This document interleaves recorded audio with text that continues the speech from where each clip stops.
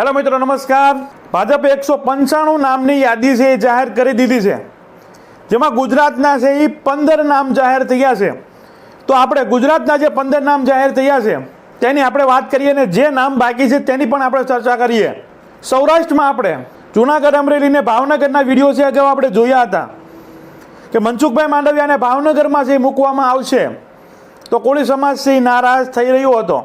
તો મનસુખભાઈ માંડવિયાના છે પોરબંદરથી છે એ જાહેર કરવામાં આવ્યા છે, ત્યારે પુરુષોત્તમ રૂપાલા તેના રાજ્યસભાના સાથી જેને રાજકોટમાંથી છે એ જાહેર કરવામાં આવ્યા છે। અમરેલી ને ભાવનગરના ઉમેદવાર હજી જાહેર કરવામાં આવ્યા નથી।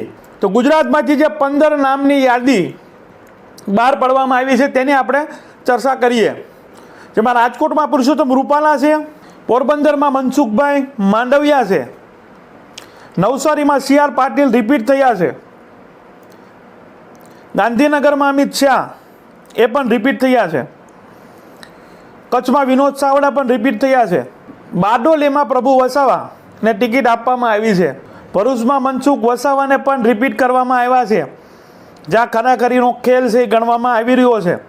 અમદાવાદ પશ્ચિમમાં દિનેશ મકવાણાને ટિકિટ આપવામાં આવી છે, પાટણમાંથી ભરતસિંહ ડાભીને ટિકિટ આપવામાં આવી છે, જ્યારે બનાસકાંઠામાં ડૉક્ટર રેખાબેન ચૌધરીને ટિકિટ આપવામાં આવી છે, જામનગરમાં પૂનમબેન માડમને રિપીટ કરવામાં આવ્યા છે, ખેડામાં દેવસિંહ ચૌહાણને પણ રિપીટ કરવામાં આવ્યા છે, આણંદમાં મિતેશ પટેલને ટિકિટ આપવામાં આવી છે, પંચમહાલમાં રાજપાલ સિંહ યાદવને ટિકિટ આપવામાં આવી છે, અને છેલ્લું નામ દાહોદમાં જશવંતસિંહ ભાભોર તેને ટિકિટ આપવામાં આવી છે। આ રીતે ગુજરાતમાં છે એ 15 નામની યાદી છે જાહેર કરવામાં આવી છે।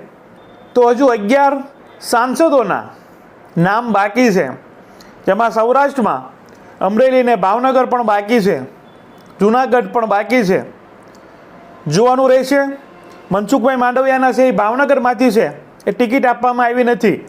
પોરબંદરમાં લેવા પાટીદારની સીટ ગણવામાં આવે છે એવી પોરબંદર સીટ પરથી મનસુખભાઈ માંડવિયાને લડવામાં આવ્યા છે। અમરેલી બેઠક પણ હવે લેવા પાટીદારને છે એ સ્થાનિકને આપવામાં આવશે, અને ભાવનગરમાં છે કોળી સમાજને છે ટિકિટ હવે કદાચ છે એ કન્ફર્મ માનવામાં આવી રહી છે। જૂનાગઢમાં છે કંઈ કહી શકાતું નથી કે રાજેશ ચુડાસમાને રિપીટ કરવામાં આવે કે નહીં, કેમ કે કોળી સમાજના એવા કોઈ મજબૂત બીજા નેતા છે જે જણાતા નથી, તેના કારણે રાજેશ ચુડાસમાને પણ રિપીટ કરી શકે છે જો કોળી સમાજને ટિકિટ આપે તો। અને સુરેન્દ્રનગરમાં કુંવરજી બાવળિયા પણ કન્ફર્મ માનવામાં આવી રહ્યા છે। બીજી મહત્વની વાત, નરેન્દ્ર મોદી છે વારાણસીમાંથી ચૂંટણી લડવાના છે। હવે ભાવનગરમાંથી કોણ હોઈ શકે? નીમુબેન બાંભણિયા જે પૂર્વ મેયર રહી ચૂક્યા છે, RC મકવાણા જે હાલ જિલ્લા ભાજપના પ્રમુખ છે, તેના વાઇફ ભાવનાબેન મકવાણાએ પણ ટિકિટ માંગી છે, ક્ષત્રિય સમાજમાંથી મહેન્દ્રસિંહ સરવૈયાએ પણ ટિકિટ માંગી છે, બ્રહ્મ સમાજમાંથી પણ ટિકિટ માંગી છે। જોવાનું રહેશે ભાવનગરમાં છે કે આ ઉમેદવારને છે ભાજપ છે એ ઉતારે છે। હવે તો મનસુખ માંડવિયા છે એ ભાવનગરમાં છે લડવાના નથી। જે રીતે આપણે અગાઉ વિડીયોમાં છે એ વાત કરતા જ આવીએ છીએ કે કોંગ્રેસ અને આમ આદમી પાર્ટી બંને સાથે મળીને ગઠબંધન કરીને કોળી ઉમેદવારને ત્યાં ઊભો રાખી દીધો, એટલે મનસુખભાઈનો છે એ ખેલ બગાડ્યો, અને મનસુખભાઈને છે ભાવનગરની સીટ મૂકીને પોરબંદર ઠેઠ જવું પડ્યું છે। પોરબંદર છે એ લેવા પાટીદારની બહુમતીની સીટ છે એ ગણવામાં આવે છે, અને રાજકોટ છે એ કડવા પાટીદારની બહુમતીની સીટ માનવામાં આવે છે, જ્યાં મોહન કુંડારિયાનું પત્તું કાપીને પુરુષોત્તમ રૂપાલાને એટલે કડવા પાટીદારને છે લડાવવામાં આવશે। અમરેલી સીટ છે હવે કદાચ લેવા પાટીદારને જ આપવામાં આવશે। તો આ જે યાદી જાહેર થઈ છે તેના વિશે તમારું શું કહેવું છે?